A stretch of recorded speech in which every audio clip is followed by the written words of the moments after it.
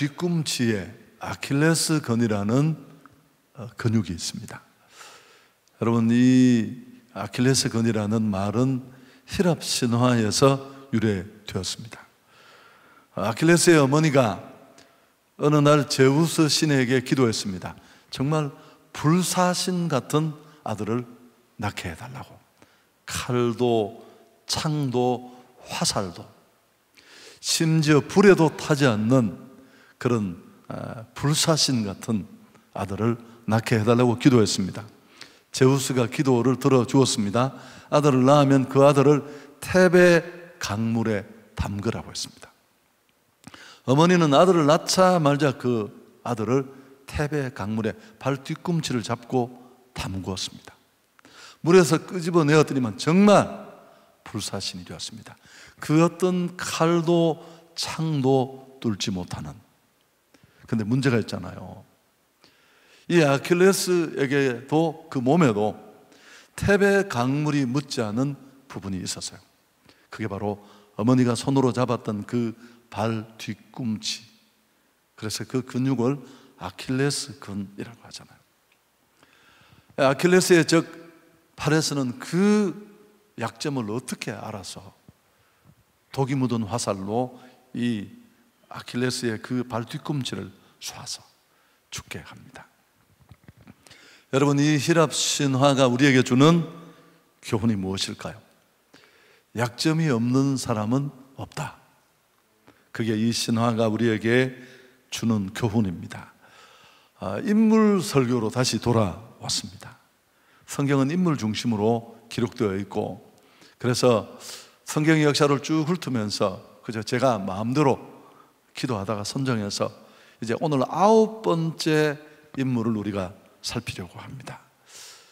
지난번에는 좀 특수한 직업에 있는 여성도 다루었고, 오늘은 설교 제목처럼 정말 철저히 약점에 무너진 한 사람, 승리한 삶은 아닌데 물론 반전이 있지만 인물을 좀 다루면서 우리가 이 암울한 시대에 은혜도 받고 기도 제목도 찾았으면 합니다. 다 아시겠지만 오늘 우리가 살피려고 하는 인물은 삼손입니다. 이스라엘은 40년간 블레셋의 속국으로 보냈습니다. 우리가 36년 일제에 압박을 받았는데 정말 그 블레셋 치하의 삶은 비참함 그 자체였습니다. 하나님은 그 암울한 시대에 꼭 필요할 때 사사들을 보내서 하나님의 역사를 이끌었는데 반역하고 회복되고 이런 사이클이 계속 반복되잖아요. 근데 마지막 사사가 삼손입니다. 그는 20년간 이스라엘을 다스렸습니다. 성경을 읽어보면 이 삼손의 등장은 대단히 극적입니다. 그렇지만 그는 아주 비극적으로 장엄한 최후를 마감합니다. 그럼에도 불구하고 히브리서 11장 이 믿음의 영웅들을 적고 있는 이 위대한 장에 구약의 한 인물로 그의 이름이 등재되어 있습니다. 여러분, 이것만 봐도 삼손에 대한 비중이 우리의 생각을 뛰어넘어서 어느 정도 있는지 가늠할 수 있습니다. 자, 첫 번째, 오늘 성경은 이 삼손의 기사를 아주 상당히 긴 지면을 할애해서 기록해 놓았습니다. 여러분, 왜 그럴까요? 너무 막연한 질문이 있지만 삼손을 통해 우리가 배울 수 있는 게 정말 많습니다만은 다른 그 어떤 것보다 큰 것 한 가지가 뭐냐면 약점을 반드시 극복해야 한다라는 것입니다. 가지고 있는 강점이 너무너무 많고 크고 대단한데 그 정말 비중으로 봤을 때 작고 별것 아닌 것 같은 약점을 소홀히 하면, 간과하면 그 인생 전체가 무너진다라는 교훈을 우리에게 주고 싶은 겁니다. 하나님의 사람들을 죄짓게 하고 넘어지게 하고 아무것도 사명을 향해 한 걸음도 나가지 못하게 하는 치명적인 문제가 여기에 있을 수 있습니다. 왜 그런 줄 아십니까? 사단은 약점을 정확하게 알아요. 그래서 그 약점을 교두보로 삼고 유혹해서 집요하게 공격합니다. UFC 한 번씩 보는데 보면 성질 거칠어질까 봐 자주는 안 봅니다만 그렇잖아요, 여러분. 딱 약점이 생기면 그냥 계속 그것만 공격해서 침몰시킵니다. 그래서 약점 관리가 안 되면 아무리 많은 장점과 좋은 점을 줄줄이 가지고 있지만 그 인생은 침몰할 수밖에 없습니다. 여러분, 약점이 없는 사람은 아무도 없어요. 인류의 첫사람 아담과 하와, 아직 죄가 무엇인지 충분히 규정되지도 않은 그 깨끗한 시대, 오염되지 않는 시대였는데도 마귀는 그 인류의 첫사람들의 약점을 찾았어요. 뭐 여러 가지가 있겠지만 우리가 일반적으로 알고 있는 확신이 없어져요. 확신 없는 아담을 먼저 흔들어서 결국 그 틈을 파고들어 온 인류를 죄의 구덩이에 빠뜨렸습니다. 심지어 하나님의 아들이신 예수님에게도 대들었어요. 그분이 공적 생애를 시작하시면서 40일을 금식하셨는데 우리와 똑같은 육신을 가지고 오셨기에 배고프고 줄이셨을 텐데 그 순간을 놓치지 않았잖아요. 이 돌로 떡덩이가 되게 하라. 여러분, 이게 얼마나 심각한 유혹인가요? 그래서 삼손은 어떤 사람인지 좀 더 살펴보면 굉장히 좋은 집안에서 꽤 괜찮은 영적 분위기 속에 태어난 사람입니다. 태생적으로 좋은 환경을 가졌을 뿐만 아니고 하나님으로부터 큰 능력을 받았습니다. 당할 자가 없는 천하의 장사였고요, 맨손으로 사자의 입을 찢고 나귀 턱뼈로 수천 명의 블레셋 사람을 죽인 용장 중에 용장이 삼손입니다. 그렇지만 앞에 언급했듯이 약점 하나를 다스리지 못해서 결국은 무너집니다. 하나님은 우리의 장점을 쓰십니다. 완벽해야 쓰임받는 건 아니에요. 그러나 약점이 관리되지 않으면 무용지물입니다. 1900년도에 바비 리치라는 스턴트맨이 있었다고 합니다. 특별히 제작된 드럼통에 자기 몸을 넣고 그 철제 드럼통째로 나야가라 폭포에서 던져졌습니다. 그리고 살아나는 게 이 스턴트맨의 묘기인데, 그는 조금만 상처를 받고 심한 작은 찰과상만 입고 살아났습니다. 나중에 그가 한 말은 일이 얼마나 위험한 일인 줄 알고 아주 철저히 완벽하게 대비를 했기에 피해를 그렇게 최소화할 수 있고 이 묘기를 성공적으로 이끌 수 있었다, 그렇게 얘기를 했는데요. 참 놀라운 건 몇 년 뒤에 이분이 뉴욕의 어느 길거리를 가다가 오렌지 껍질에 미끄러져서 넘어졌습니다. 그래서 아주 심한 골절상을 입었는데 병원으로 옮겨졌지만 넘어져서 생긴 그 골절상의 합병증으로 결국 생명을 잃었다는 얘기입니다. 우픈 얘기죠.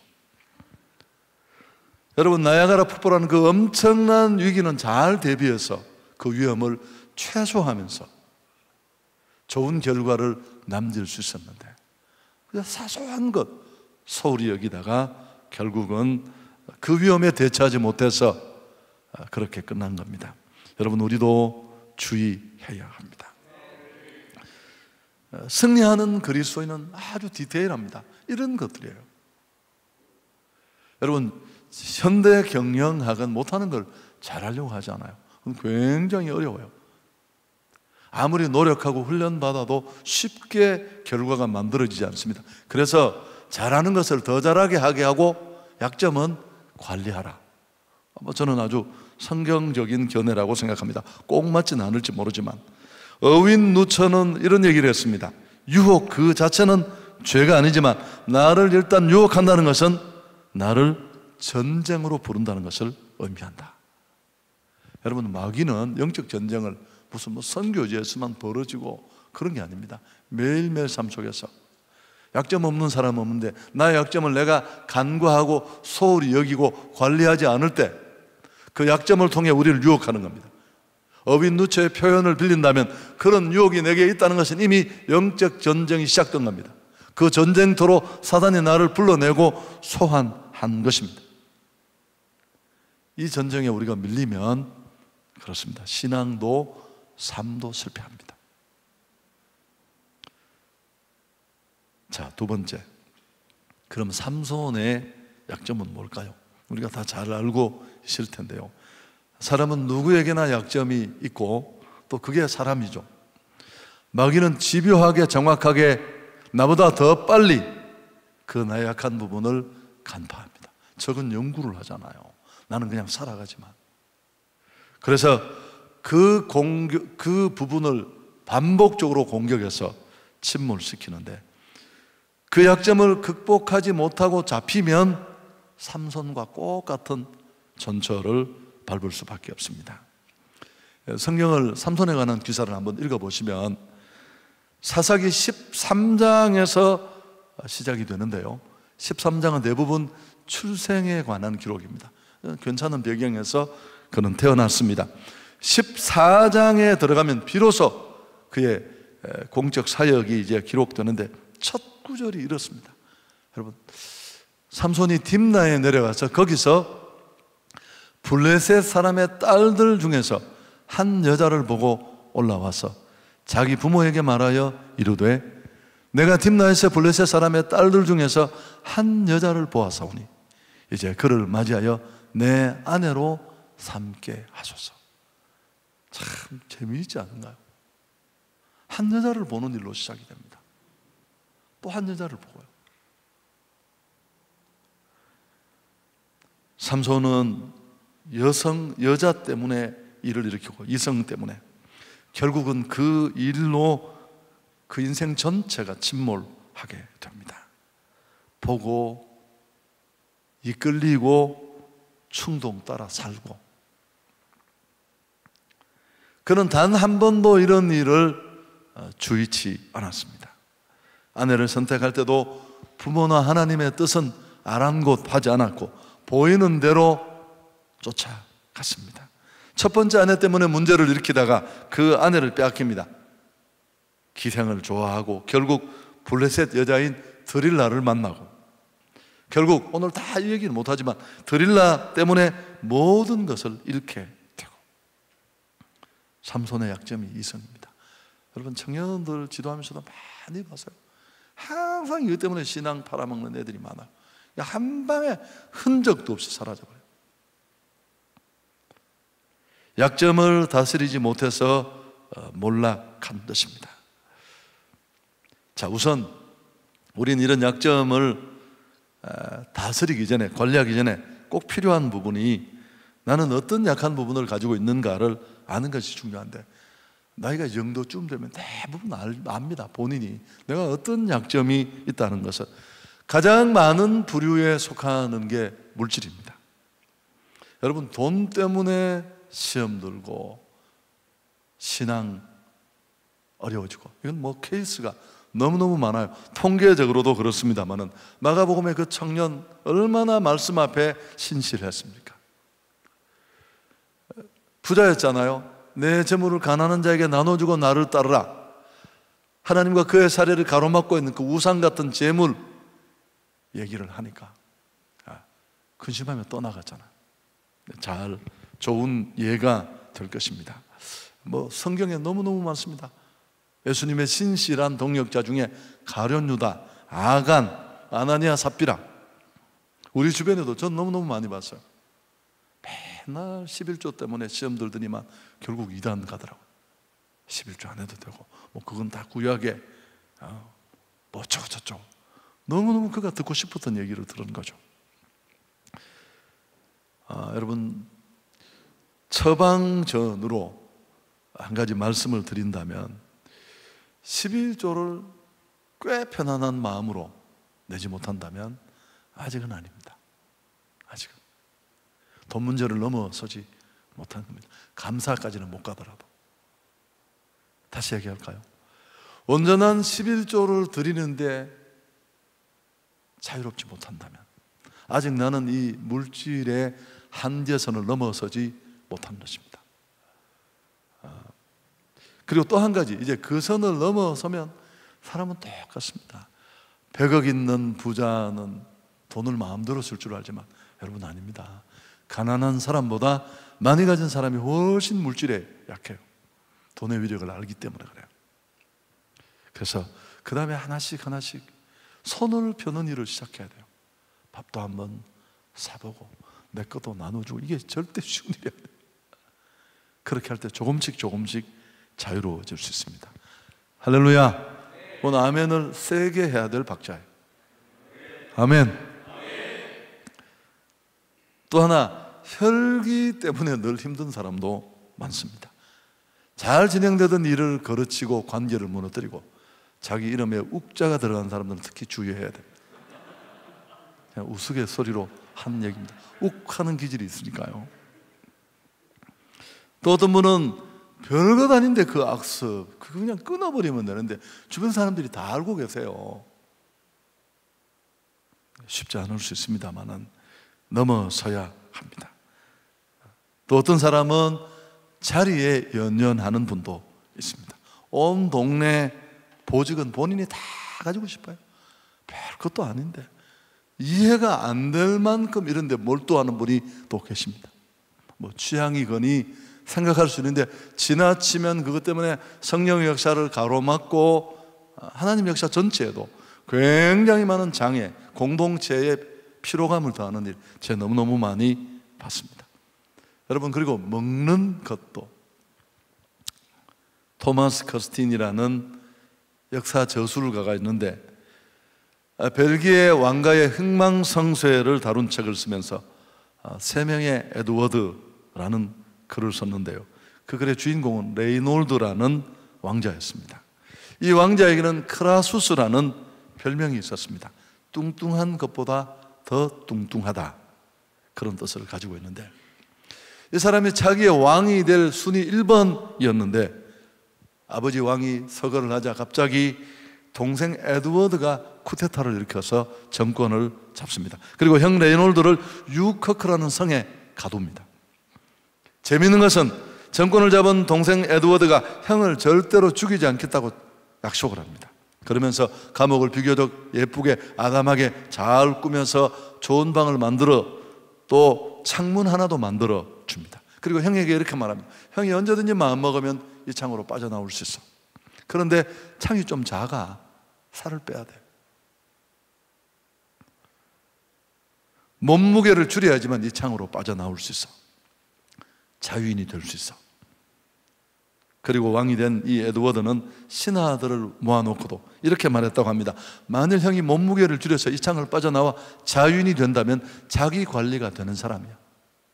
그런 사람에게라면 나는 내 왕위를 양보하겠어. 그러나 그것조차도 하나 컨트롤할 수 없다면 어떻게 나라를 다스리겠어? 내 결정이 옳지 않느냐고. 그리고 경비병에게 먹을 수 있는 산의 진미를 다 하루 3개씩 공급해 주게 했습니다. 또 간식을 요구하면 얼마든지 먹을 수 있도록 배려를 했대요. 결과가 궁금하시죠? 10년을 나오지 못했습니다. 10년 후에 동생 에드워드가 전쟁에 나갔다가 전사합니다. 그때야 비로소 그는 밖으로 나올 수 있었는데 그동안 관리되지 않은 몸 때문에 얼마 후에 그 형은 병들어 죽고 말았다는 얘기입니다. 우리 한성교회 나오는 제 제자 중에 한 사람이 몇 년 전에 이런 설교를 듣고 감동받아서 체중을 12kg 뺐다는 사실을 잊지 마시길 바랍니다.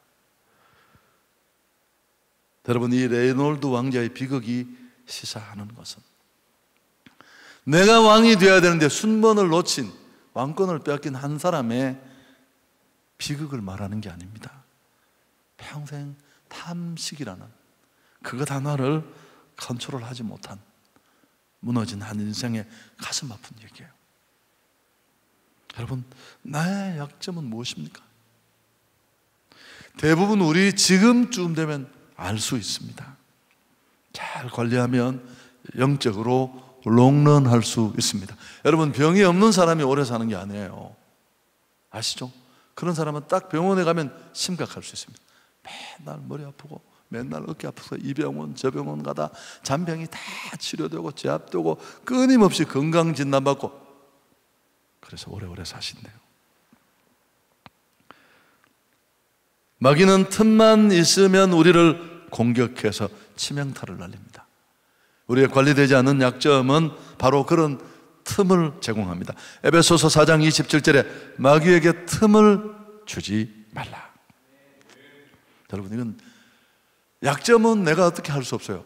태생적인 게 많습니다. 후천적으로 만들어지기도 하지만, 그런데 그 틈을 막느냐 그대로 두느냐 하는 것은 전적으로 나의 결정에 달렸습니다. 자, 세 번째 마지막 얘기하십니다.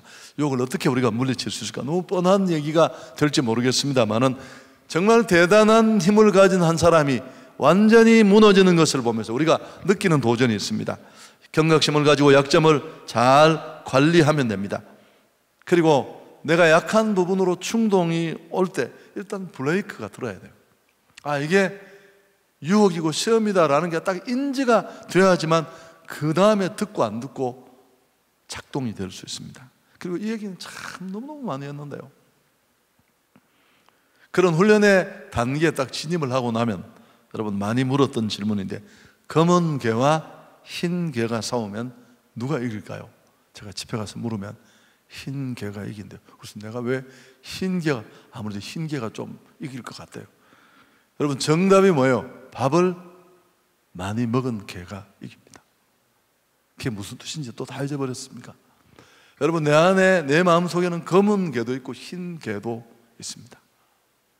성령으로 거듭난 새로운 자아가 추구하는, 약점에 휘둘리지 않는 나라는 자아도 있고요, 또 여전히 본능의 충동에 휘둘리는, 잘 작동되지 않고 자제되지 않는 옛날의 나도 있습니다. 둘 다 욕구가 있어요. 아니, 변화되지 않는 예전의 내가 가지고 있는 욕구가 훨씬 강렬해요. 그 욕구가 반응할 때 어떻게 하면 될까요? 죽은 채 해야 돼요. 로마서 공부할 때 다 얘기를 했는데, 그래서 오늘 그 얘기를 모두 할 수는 없고요, 유혹에는 침묵하고 성령의 부르심에는 응답해야 할 줄 믿습니다. 한 번, 두 번 죽은 채 하는 겁니다. 그리고 끊임없이 자기 안에 의식을 심어 넣어야 됩니다. 난 죽은 사람이야, 죄에 대해서는. 그리고 또 한 가지 비결이 있다면, 너무 이것도 너무 우리에게는 익히 알려진 뻔한 답이 될지 모르지만 부르짖어 기도하는 것입니다. 사실 오늘 삼손은 나실인이었지만 그는 구별된 삶이 없었습니다. 영웅으로 태어났지만 아름다운 삶을 보여주지 못했습니다. 비참하게 눈이 뽑혀서 이방 블레셋 사람들의 놀이개거리로 전락했습니다. 참, 하나님은 긍휼이 많으신 분입니다. 이런 삼손을 끝까지 포기하고 버리지 않았습니다. 그를 다시 일어서게 만드셨는데 그 비결이 뭡니까? 그에 비해서 강렬하게 하나님을 부르게 한 겁니다. 그의 생애 처음으로 삼손이 여호와를 부르짖습니다. 오늘 본문 사사기 16장 28절인데 우리가 꼭 같이 읽었으면 좋겠습니다. 우리 영상으로 실황에 참여하시는 분들도 함께 읽었으면 좋겠습니다. 삼손이 여호와께 부르짖어 이르되 주 여호와여 구하옵나니 나를 생각하옵소서. 하나님이여 구하옵나니 이번만 나를 강하게 하사 나의 두 눈을 뺀 블레셋 사람에게 원수를 단번에 갚게 하옵소서 하고, 삼손은 그렇게 큰 은혜와 능력을 받았지만 지금껏 성경을 보면 하나님을 찾은 적이 없습니다. 다 무너진 몰락한 후에 이 절박한 마지막 순간에 그는 하나님을 찾습니다. 주 여호와여.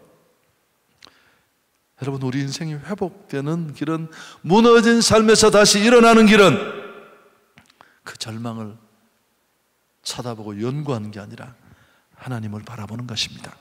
하나님을 찾고 하나님을 부르짖어야 합니다. 우리 개인의 문제, 무너진 사업, 오늘 바이러스의 공포 속에 온 떨고 있는 이 대한민국, 여러분, 우리가 부를 이름이 어디 있습니까? 삼손은 하나님께 부르짖으면서 하나님 이번만, 한 번만 은혜를 달라고 거듭 강조하고 있습니다. 회개하는 모습입니다. 하나님 한 번만 나를 돌아보시고 한 번만 이 절망에서 일어설 수 있도록 힘을 주십시오. 나시린으로 살아야 되지만 여러분, 우리 다 나시린이잖아요. 구별된 모습도 없었고 세상의 본능의 소리, 내 안에 충동이 이끄는 소리를 따라 살았습니다. 하나님의 뜻 온데간데 없고 껍데기 신앙인이라는 모습은 몸에 걸고 있지만 육신의 정욕, 안목의 정욕, 충동을 따라 살았습니다. 그는 죽기를 각오하고 하나님께 회개하며 한 번만의 은혜를 구했습니다. 할렐루야! 하나님은 그 삼손에게 힘을 주셨습니다. 그래서 사사기의 마지막은 이렇게 기록되어 있습니다. 같이 읽을까요? 삼손이 죽을 때에 죽인 자가 살았을 때에 죽인 자보다 더욱 많았더라. 이 반전이 있기에 히브리서 11장에 그의 이름이 쓰여져 있을 겁니다. 여러분, 유혹에 쓰러지지 않는 것도 기도고요, 이미 쓰러졌다면 다시 헤어나는 것도 기도밖에 없는 줄 믿습니다. 삼손은 지금까지 하나님을 찾지 못했습니다. 이유가 뭘까요? 너무 강했어. 너무 강했어. 여러분, 그런 힘이라면 차라리 없는 게 나아요. 제가 우리 모교에 가서 이 얘기도 너무 많이 했나요? 모교에 집회를 갔을 때 그랬어요. 동기들이 달려와서 네가 어쩌다가 그렇게 목회를 하냐? 나도 미스테리다. 그러니까 우리 동기들이 보고 네가 공부를 더 열심히 했으면 더 크게. 그 옆에 있는 친구가 공부했으면 저기까지 못 갔다. 꼭 맞는 말이지 않으면 그럴 수 있습니다. 여러분, 인간은 너무너무 교만한 존재에서 기댈 게 1cm만 있으면 거기 기대합니다. 그저 도움받을 거 요만큼만 있으면 거기 도움받으려고 하지, 하나님 앞에 매달리지 않아요. 그래서 무언가 있는 게 내가 주를 향해 더 간절히 그분을 찾지 못하게 한다면 없는 게 나아요. 솔직한 마음으로 주의 전에 나와서 담요 한 장 뒤집어 쓰고 항복의 손을 높이 들고 하나님, 나는 아무것도 없습니다. 무너진 내 삶밖에 없습니다. 그 크고 강한 손으로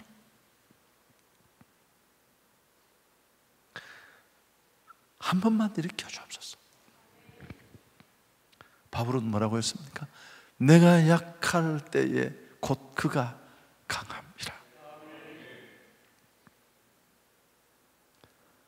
삼손은 이제껏 자신을 믿었습니다. 그러나 이제 회개하고 하나님을 믿음으로 기도했습니다. 제 마지막 얘기인데요, 여러분, 삼손의 이 등장하는 사사기의 시점을 보면 정말 주목할 만한 그런 부분이 있습니다. 이게 두 가지가 없어요. 첫째 뭐가 뭐냐면 애통이 없습니다. 그리고 기도가 없어요. 40년을 블레셋의 압제를 받아 처참하게 인간답지 못하게 살았는데 철기 병기로 무장을 한 이 블레셋, 이스라엘이 들어붙을 적이 아니라는 걸 다 알고 화친 정책을 폈습니다. 그래서 교역하고 자유롭게 혼인하고 이렇게 혼합해버리니까 불편한 게 없었어요. 여러분, 위기가 이게 진짜 위기예요. 시대와 타협을 다 해버리고 나니까 아무것도 부딪히는 게 없어요. 그렇게 처참함을 사는데 애통이 없는 거예요. 자각이 없으니까. 여러분, 애통이 없고 자각이 없으면 부르시점도 없어요. 당연히. 어떤 목사님 한 분이 우리 그 글을 보냈어요, 카톡으로. 하나님 기어코 성전문을 걸어 잠그셨군요. 그런 내용입니다. 구약에 있었던 일 아시죠? 누가 자기에게 보내줘서 보내줬는데 그분은 지금 한국교회에 벌어지는 이 상황을 영적으로 그렇게 이해하신 거죠. 마음대로 살던 자들이 교회 와서 세상스럽게도 뻔뻔스럽게 예배하고, 하나님은 그런 구차한 찌꺼기나 받아먹는 분처럼 착각하는 무리들이 다수. 오래 참고 기다리시던 하나님은 이렇게 성전문을 걸어 잠그셨군요. 그렇게 좀 지나친 면은 있지만, 여러분, 오늘 밤에 우리 다른 사람 생각할 것 없고요, 다 있습니다. 다. 그리고 그 약점을 내가 어떻게 대응하는지, 우리 안에 애통과 부르짖음이 있었으면 좋겠습니다. 우리가 그 급소를 놓치면 아무것도 남지 않을 것입니다. 지금 우리가 겪고 있는 이 답답함과 암울함도 이런 것과 무관하지 않다는 것을 꼭 기억하고 새로워지는 밤이 될 수 있기를 축복합니다. 삼손을 보십시오. 그렇게 많은 것을 가지고 있었는데 작은 것 하나가 그 인생과 사역 자체를 완전히 무너뜨리고 하나님의 부르심에 순종하지 못하는 그런 자리로 내몰 수밖에 없었습니다. 이 밤에 하나님이 새롭게 하시는 은혜를 우리가 구했으면 좋겠습니다.